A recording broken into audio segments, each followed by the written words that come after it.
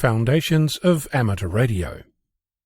For much of the past month, I've been attempting to articulate what open source software is, why it's important, how it's relevant to our hobby, how it works, how software is different from hardware, and why you should consider if the equipment you buy comes with source code or not. I'm finding it difficult to separate out the issues since they all hang together in a cohesive clump of ideas and concepts. So let me go sideways to set the scene.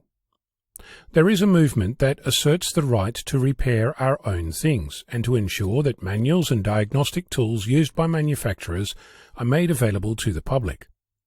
For many radio amateurs, that might sound quaint and obvious, since for much of the hobby that kind of information was not only available, it was expected and assumed to be available.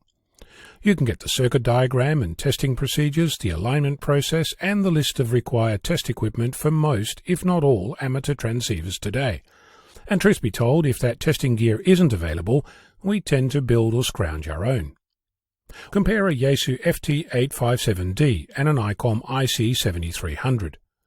They're radios from different generations, use different technologies, are made by different manufacturers, and come in different packaging. Both radios have user manuals, circuit diagrams, and documented testing and alignment processes, but they're not equivalent, even if they look the same. The 857 is constructed from discrete components and circuits. There's a microprocessor on board, the source code is not available, and updates are issued by the manufacturer if and when it sees fit. Its function is to control and sequence things, selecting band filters, switching modes, updating the display, and control serial communications. While integral to the functioning of the radio, the microprocessor itself is used for command and control only.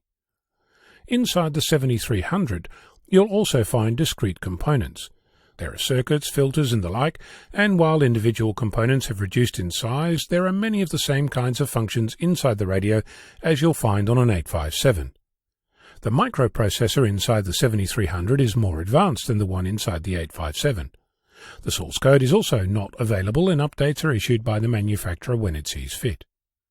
If that was all there was to it, I would not have spent a month attempting to capture this. Suffice to say that looks are deceiving. The microprocessor inside the 7300 does the exact same things as the 857 with one minor difference. It now also forms part of the signal input and output chain of the radio itself. Let me say that again. The computer that is the heart of a modern radio is an integral part of the signal processing of the radio. Where in a traditional radio the microprocessor was switching circuits on and off to process the signal, the modern solution is to do all the signal processing using software inside the microprocessor itself. If you want to get technical, an FPGA is doing much of the signal processing, but that too is driven by software. Where previously you had access to the circuit diagram that would show you what was being done to the signal, today you have a magic black box that does stuff completely outside your control. If you want to know how an SSB or FM signal is decoded on the 857, the service manual will helpfully point you at two chips which provide those specific functions. It describes how the signal comes into the chip and how the signal is processed once it leaves the chip, and if you need more, you can look online to find the specifications for each chip to see precisely what they do and how they work, complete with equivalent circuits and specifications. On the other hand, if you wanted to know the same information for the 7300, you'd be out of luck, because if you dig deep enough following the signal path, eventually you'd end up inside the microprocessor, where software is making that happen.